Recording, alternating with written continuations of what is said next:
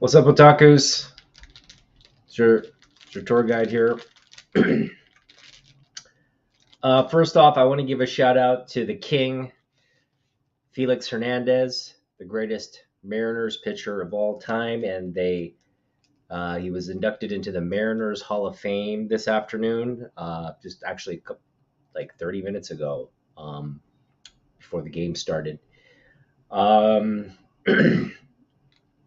yeah, the Mariners have been hot. They've been on like an 8 game winning streak. They're a couple games now outside the wild card.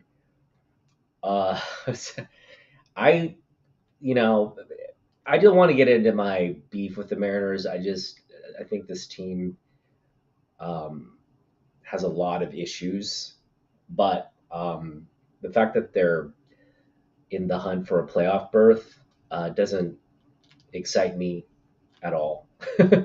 um, let's say they make the playoffs, okay? Yay! Just like last year, they second playoff appearance. Let's see how long they last in the playoffs. That's the real question. And this team's just been, I think, getting lucky. Well, they've been playing better for sure, but they've been just awful all season. So I don't see them. Uh, I don't see them making a dent in the postseason. Basically, if we make it, that's great. But show me the ring. I don't care about losing in the playoffs, the first playoff series they play. That's what's expected to happen, right? Prove me wrong. All right, but we're just hanging out. I'm having Twinkies and Blue Moon. Great combination. They pair well together. All right, so we're gonna do an unboxing. Um, this is my second to last package. As you know, we ran out of money. I can't spend any more on comics. I've got about $18 in cash that I'm reserving for just half price book hauls, or maybe a 50-cent haul here and there, just to keep me occupied for the next pay period. We'll spend that only. And then, yeah, we're just trying to save our last 2 paychecks, which I think I'll be pretty successful at. Now, I do have some expenditures in the next paycheck. As you know, I'm already 50 some dollars over budget. And I'm debating tomorrow. I have to commit to an eBay purchase, or otherwise I don't get the item. But I gotta. I don't want. So if it comes, I don't want to reveal what it is. But it's a Neil Adams book. I'll just reveal that much. It's a Neil Adams book. It's priced at right now. I got it for $50 plus shipping, plus tax, so it'll be somewhere around $64. So, but I'm debating whether that's worth it. If that book is worth $60, I'm just trying to. Would it be better to spend that $60 at Rose City? Because I think we could pick up some nice pieces of original art with $60. So we'll have to see. But I really hope. I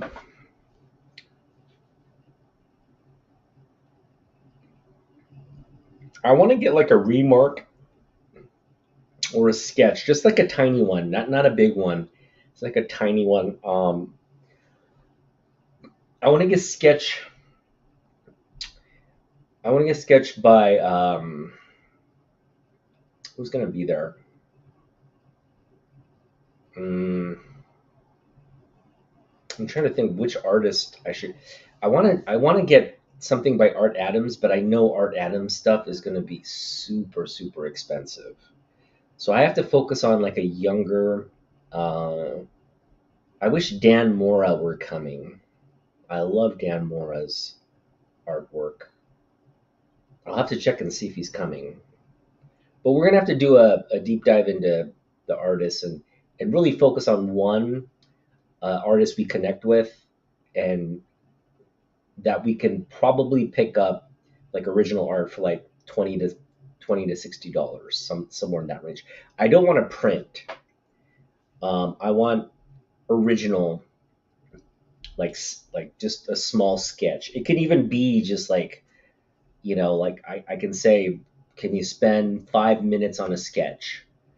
Doesn't have to be finished or polished, just bare bones sketch of like a character I like, right?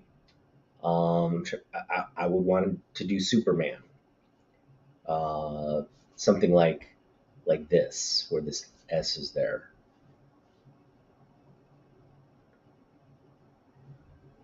Yeah, that's a great point, Norrad. So yeah, like a sketchbook, right? I know there are members that take like a sketchbook, and you can start by asking like a sort of a no name kind of like new artist to sketch something, right? And then once that's on the page, everybody else who signs it will chime in on a sketch. Um, and they can do quick sketches. It's not like, it's not like they're going to go in detail unless there's no line or something. Maybe they go all out. But that is great advice. The thing is, I've been meaning to get a sketchbook. Um, I'm taking my Jim Lee, sorry, San Diego Comic Con 2019 program. It's a big, thick anniversary program. I think it's the 25th anniversary of, no, sorry, the 50th anniversary. Sorry, the 50th anniversary of the Comic Con, and I wanted to just have all the people at the con sign it. It doesn't have to be a sketch, just sign. If they had attended San Diego Comic Con in a certain year, just to flip to their year and sign whatever memorable year that they had. And that's the kind of engagement I wanted to use in that book. But when I went to SummerCon to do that, everybody was charging for signatures, so it wasn't like you could ask them to do that because they're charging. So I'm hoping that's different at Rose City. I'm going to take it. I'm going to take the. I'm going to take the book just in case, and see which art, because I'm sure there'll be a bunch of artists that'll be like, yeah, sure, and they're offering free signatures up to a certain limit of books and whatever. So we'll see. I'm hoping it's more like Emerald City than it is like SummerCon, but we'll see. All right, well, let's go through this unboxing, okay? Um, Less than stellar job of packaging here. Oh, this is not bad. This is not so bad. Oh, man, this is tough.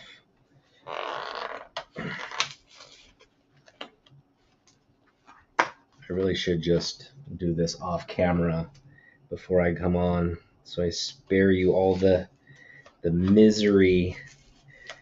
Okay, we've almost penetrated the defenses. There we go. There we go. All right, let's see what we got here. This is it. All right, so this is. I got to get the certificate of authenticity out of the way. Let me just move the certificate of authenticity to the back. There we go.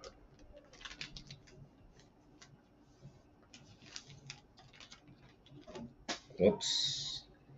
All right, we'll get to the book in a minute. Sorry for keeping you waiting still. We're almost there. Just gotta get this back in the bag. There we go. Beautiful book. It is a beautiful book. All right, I'll put the certificate in the back. And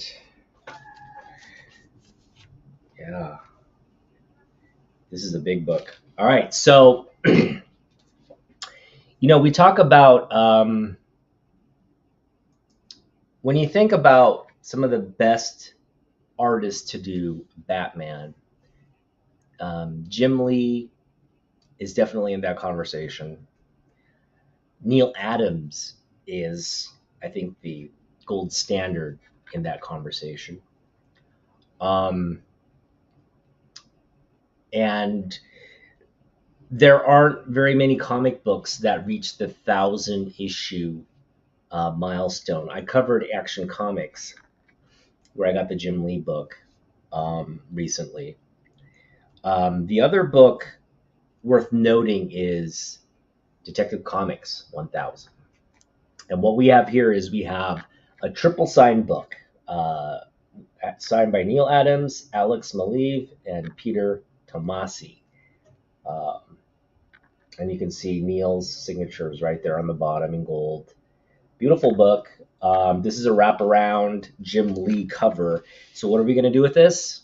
We're going to get Jim Lee's signature. And we're going to have, again, two of the most prolific artists ever to. We're talking about some of the best Batman stories that DC's ever produced. Neil Adams has worked on those books in Batman, and so has Jim Lee. So they didn't work. Neil Adams and Jim, I think, they both have done issues for Detective Comics, but like cover art maybe. But I can't think of if they've done a significant run. Neil Adams no, I don't think Neil Adams ever did a run on Detective. I'm sure he's done a bunch of covers, but I don't know if he's actually done a run. But anyway, the point is Batman. This is Batman. This is a pivotal Batman book. It's where his first appearance happened. And again, the 1,000. So for me, when you look at a Neil Adams signature on a book, if it's his book, great. I think where Neil Adams signatures are going to, have the most value are those keys that he's done. Like Green Lantern 76, Superman 233. If you have his autograph on that 230, it's not there, but if you have his autograph on Superman 233, wow. If you have his autograph on Batman 243, 244, 251, those are the great Denny O'Neil Batman issues. That's absolute. Those are some of his best works. So just to have a signature on his best works would be, like that would command very high value. And I think in time, again, given the long stretch of comic books down the road, this issue is going to get a lot more focus, and I'm happy to Neil Adams. He did, I think, two or three covers for Detective, variant covers for Detective Comics. So there are a lot of signed copies of those variant covers, and they're beautiful looking Batman variant covers by Neil. So there's a lot. Neil was very busy during this period signing like books like this, books that the variant covers that he did, and probably just any. I could imagine you have a copy of Batman 1000, or sorry, Batman Detective Comics 1000. You're at a show where Neil's signing. You're gonna go and get that book signed, right? Because this came out probably in the peak season of Comic-Con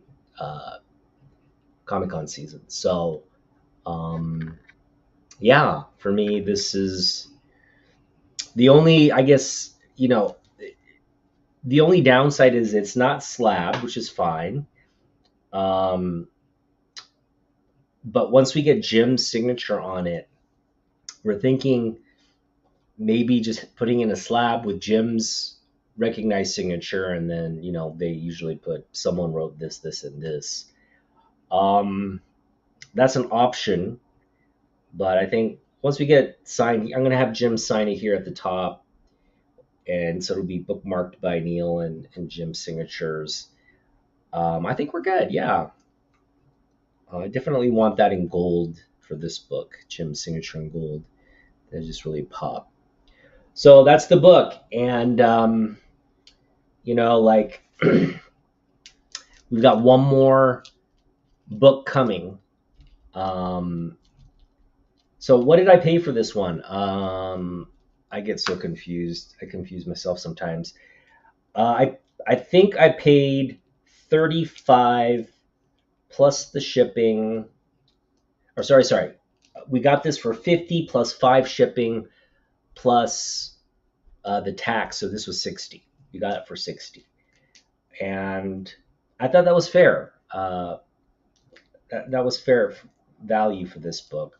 I honestly think it's worth more, in my personal opinion, because it's again such a historic milestone for a book.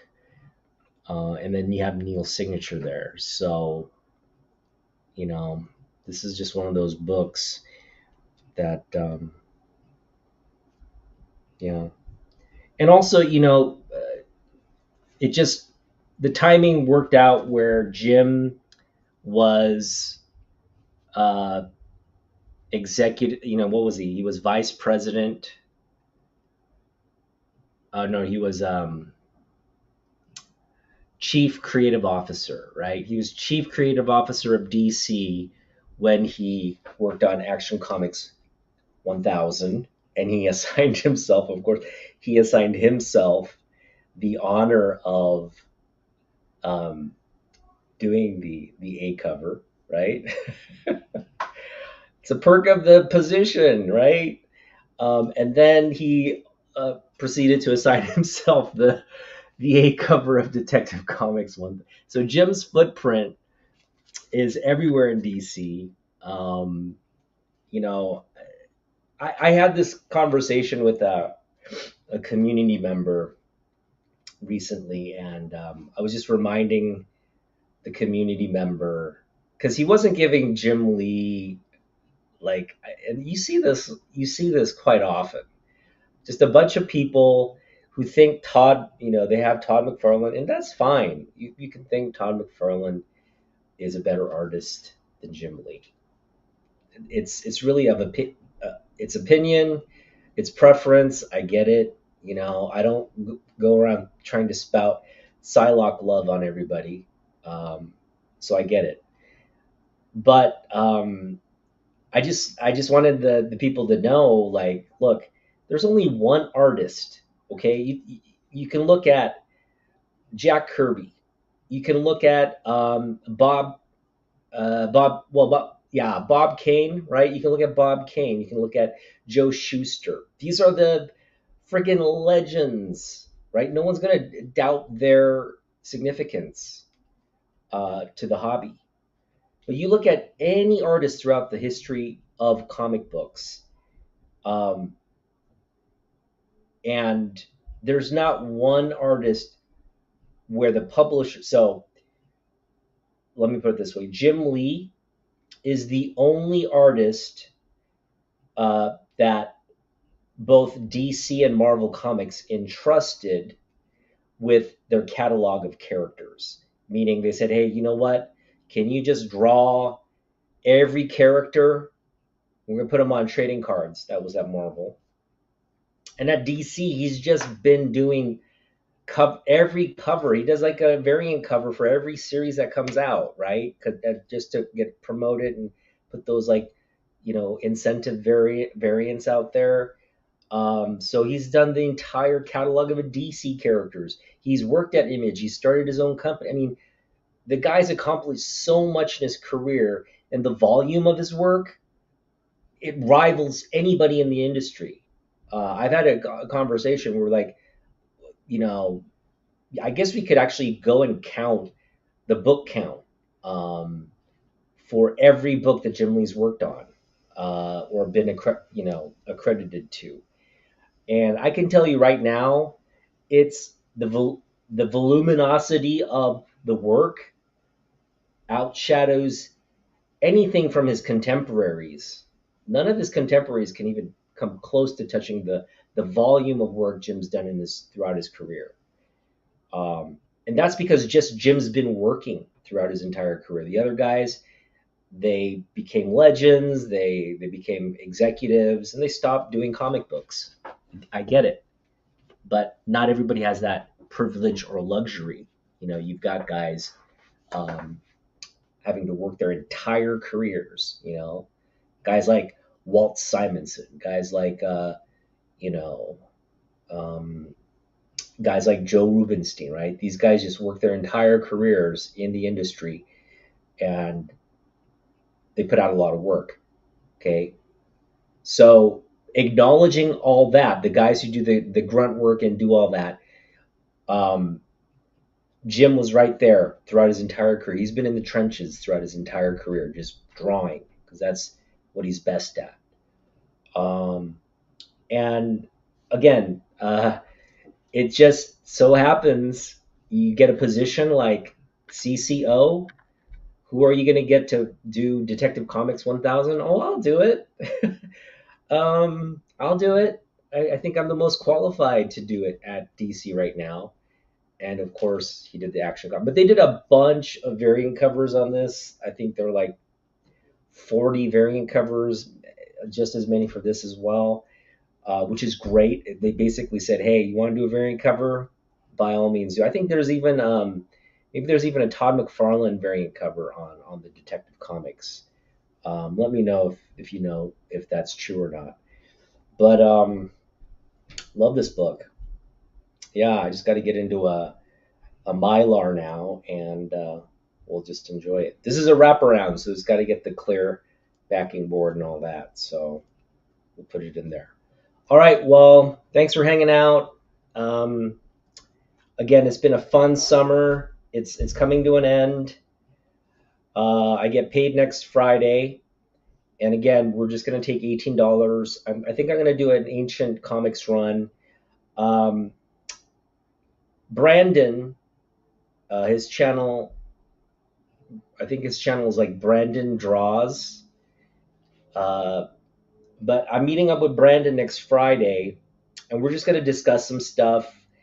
He wants me to get some books signed for him, at Rose City Comic Con. I'm very happy to do that, so I'll probably pick up those books. But we also are talking trades. We're actually meeting up to just trade books. So I'm going to take a couple of the. I know he's into like Conan, and I think he's into Spider-Man. I'm trying to remember what he's into. Um, ugh, I have to review. Um, Horror. He's into some horror stuff. Yeah, like I just wish like it just everybody talks about him. Oh, like he's great. But then when you like kind of like he's never anybody's really favorite, and it's kind of weird to. I mean, again, I think he's my favorite, but it is like perplexing to hear some of the reasons why they don't think Jim Lee is worthy of like the greatest. I mean, if let's talk about if we were in the sports arena, right? Like, let's say we were talking about basketball or talking about baseball. Baseball, a lot of people kind of recognize Babe Ruth as probably the greatest player of all time. Um, Hank Aaron is in that conversation. Willie Mays is in that conversation. Mickey, I mean, there's just a bunch of people you could kind of pedestal as like one of the best players of all time. And that's it's a very subjective debate. Um, but yeah, there's that. You have that conversation. Greatest of all time. What does that entail? What would the greatest artist of all time entail? Like, what kind of data? What kind of statistics? Is it purely subjective? If it's subjective, then you can never make that claim of greatest artist of all time. So what metric are you using to measure an artist's impact on the industry? Sales? If you're doing sales, Jim Lee has that. Okay.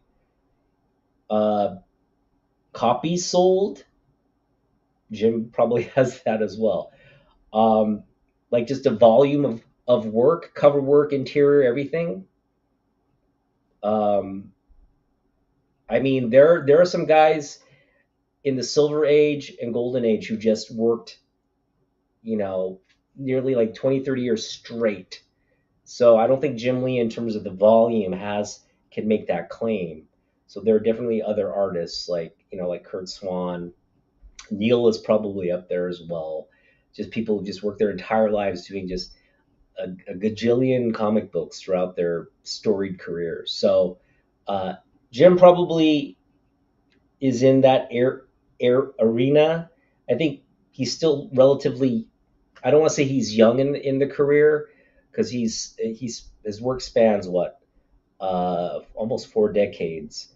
But I think in about 10 years' time, you're going to see that gap close on some of the greats. So I mean that's again, I think those debates are always subjective, but I hope people, you know, they tend to talk about Jim in the context of his contemporaries, the image guys, right?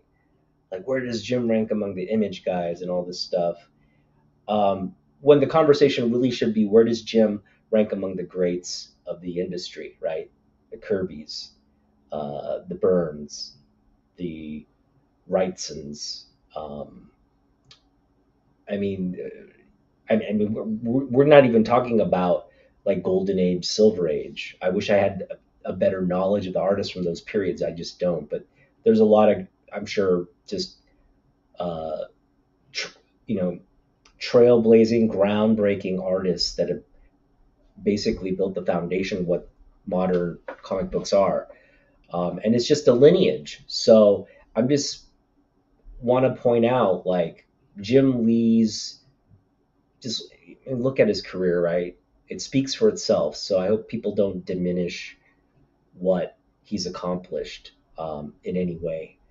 And I feel like that's what happens when people make sort of that, oh, I've never been a fan of Jim Lee. Like, fine, fine. But, hopefully you understand what he's done for the hobby when you say that. Okay. I hope it's not just like, oh, I have really, you know, I know he's done all these things, but I still don't think he's, he's accomplished anything. That's just unfair. So let's just be fair in our subjective, uh, subjective opinions. All right. Well, that's all for me. Thanks for hanging out, guys. And I do have a very strong, yeah, I have a strong emotional connection. Um, what's interesting is when I first got into comic books, um, I remember, I just remember like Michael Zeck's artwork being like the coolest thing ever, right? It was like Zeck was just like, for me, like doing so much good work at Marvel, and he was such a talented artist. And he just was doing all work on all the books that I was interested in. So it's like this like, you like look at Zeck's work and you're like, wow, this is great. Um, and I've connected with a lot of different artists like John Byrne, X-Men. Um, I even like Frank Miller stuff, Daredevil, of course, his work in the Dark Knight Returns. I mean, that's just a classic comic book. Um, but yeah, like it's just interesting. Like artists, they they really are their own individual people. So you do develop um, an emotional connection with whatever their style or whatever their, you know, and I get that connection with Todd McFarlane, man. I've just so I was more into McFarlane's artwork in the '90s when it was coming out. I love, I still love Spawn, the early issues of Spawn. I loved his run on ASM and the Volume Two the new Spider-Man series. So McFarlane's art, I grew up loving McFarlane, like collecting McFarlane, and just um, but as I've gotten older and I look at McFarlane's early work, his mid-tier work, and even his work now, um, it's great. It's great, but it's not as, I just have a problem with his faces. Like when he does like faces, like when he does a mask, it's cool. Like the Spider-Man mask is cool, but when he starts doing faces, like people's faces, it just gets too like kind of goofy looking for me. So, and people connect with that and they like that. That's great, but I just think it's a far departure from the quality that other artists, even his contemporary artists, bring to the table. Now, Todd's, I think, gotten better a little bit at the faces and the anatomy and everything over the years. He's definitely matured and improved from his early stuff, but he hasn't done enough. He needs to kind of get back into the comic book game. He let I was disappointed. I mean, Capullo was a good choice. Capullo's a better artist, to be honest. Was a good choice for Batman Spawn, but it would have been nice for McFarlane to take ownership of that and uh, do that, the interiors himself. Um, I mean, Capullo's a great choice, uh, but it's his book. It's McFarlane's book, the Batman Spawn book. That was his book, so it would have been nice to see him do that. And hopefully we get to. That's the thing. I just want him to see more stuff, not just Spawn covers, but I think he's doing. I just wish the publishers like Marvel would just start letting him do the catalog stuff. Jim Lee's done it. Jim Lee's done the catalog stuff. Jim Lee's done the DC catalog stuff. He's really one of the only artists to get keys to both kingdoms to do whatever they want and draw whomever they want. Um, uh, I wish they would do that with the Image guys. I know I know Mark Silvestri just did a Batman book, and that looked incredible. Silvestri Batman. Um, so I think there's an opportunity for, I think, and I think that Marvel and DC understand this, that these guys sell comic books. So you're gonna see this like reaching out. Hey Todd, you want to do a run on uh, Spider-Man for old time's sake, or why don't you do X-Men this time? You never got a chance to do X-Men. And they come to like Mark at Marvel and say, hey, you want to come back to X-Men? You want to do Conan? What do you want to do? Just tell us, and give them free reign to do whatever they want. Because that would just drive. I mean, that would just be insane if Jim Lee came back to Marvel and did like a Spider-Man book or like a Deadpool book. How incredibly awesome would that be? Um, yeah, I love Capullo too. He's bad. He's a bad man. Um, yeah, I'm curious about that too. I know I don't generally buy modern books. I was tempted to get that one. I just wasn't. I was kind of disappointed with the number one issue cover. I think he did a better cover on issue three. So again, if I can pick that up, you know, cheap, I'll do it, but I'm not going to pay cover price for that. So, but yeah, Silvestri is definitely one of the top artists that I collect. Um, he had a big impact on early collecting. Like I think you know as I went from Michael Zeck to Art Adams to Silvestri, and then to Jim. I mean, it was kind of that progression in the 80s. All amazing, some of the most talented artists I think uh, to ever work in comic books. Those four names, right? I'm getting an opportunity to get a book signed by Art Adams, so that's going to be cool at Rose City. Damien, I'm gonna be going to get my tickets for Rose City on this coming Friday, and so I'm hoping that your invitation to crash and go to the con on Saturday is still open. Let me know, because that's the plan. I'm gonna get tickets for Saturday. Drive down to your place after work on Friday. So I'll probably get there a little, depending on traffic. I'll probably get there a little, like closer to 9 or 10. All right, awesome. Thank you so much. And I'm gonna see if Lorenzo wants to go. So if he decides to join, I'm gonna come down with him. I'm also gonna see if Agu wants to join. Agu may join as well. So those two guys, hopefully, you have room for them as well. But let me know if you only have room for me, then I'll just come down. But if you have room for those other guys, and again, I don't think any of them would mind sleeping on the floor. Um, it'll be like the four of us uh, going to the con and having a good time. So let me know, Damien, if that's cool, and I'll try to coordinate everything with the other guys. Yeah, I mean that's it for me. I'm gonna just, I guess, drink my beer and eat my Twinkie and have a nice relaxing Sunday before work tomorrow. So hope all of you. I'm fine with the floor. I'm fine with the floor.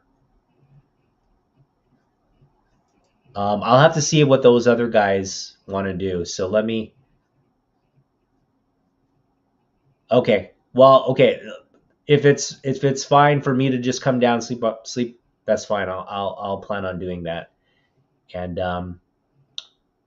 let me know if you have room for the other guys as well. But if not, that's cool.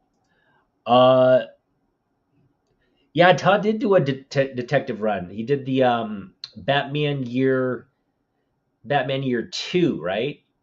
Was it year two or year three? It was Batman year two. It was Batman year two that he did. And again, like, it's early stuff. I get it. He did the interior work on that too. He did the interiors on that. Not a 3 issues. Okay. Yeah, it was 3. It was Batman. You're talking about Batman year 2, I think. It was a Detective Comics run. Yeah, it was a 3-issue run. It was, I think, 4 issues. I think you were right. You had it right the first time. Maybe 4 issues, maybe 3. But yeah, some great covers. Interiors, it was decent. He had Batman with like guns and sais and stuff. I don't know if that's. I don't think Batman. Uh, he's not carrying around like Desert Eagles or anything like that. It's just out of character. So that's kind of my point. Like, DC wouldn't entrust McFarlane to do more than what what he already did. So he found greener pastures at Marvel for sure. Um, yeah. All right. Well, have a good night, guys. And we got our final book coming. It's getting here probably Monday. So I might do the video on Monday. We'll see. Um, And then, oh yeah, another thing, go check out my video. I just put out a OTGIF top 10 weekly comic trending comics list. I'm gonna do this every Friday. I'm gonna put the books on this shelf and just kind of do a one steady kind of stream of video and just talk through the trending books. And it's kind of just my calculus. I look at the trending lists, I look at the top 10 lists, and I get a sense of, like what the market activity on Instagram and stuff is, like what people are talking about, what people are excited about. And I create my own sort of list, week to week list based off that. Um, it's Some of it is kind of movie spec focus, but it's not really. I look at the trending books as more like what's driving the industry, like long term industry sort of stuff. So the trending news will affect the big books, right? So like, um, for example, a good example would be like, let's say, uh, you know, like the GI Joe Transformers movie, right? That's going to spike up GI Joe Transformers books. Which ones? If it's something related to like, oh, this is the first appearance of the character that appeared in that movie, I'm not. That's never going to end up on this wall. It's more going to be like that book. It's going to be the GI Joe Transformers crossover, right? Number one. I mean, that's a hot book right now. That's the book I would want to pick up. Um, that's a hot book. And when it comes to the big screen, that'll be a cool sort of, uh, you know, a cool arc. Just these are two toys. They kind of played with that in the Marvel series in a crossover, and over the years, you've had several like GI Joe Transformers. They've always kind of been linked together in terms of the licensing and publishing stuff. But yeah, if they can put that together for a modern book, and I think they're coming out with a film where you have GI Joe Transformers, that would just, I think, make every Gen Xer just super happy. So yeah, look out for that. That's the kind of that, and that's what the focus of the list. So you have whatever it could be entertainment news, but what books are going to be impacted, or what would collectors go out and pick up based off something, a character or title that's trending. All right, well, gonna end it now for sure. Blabbed on long enough. Thanks, buddies. See you later.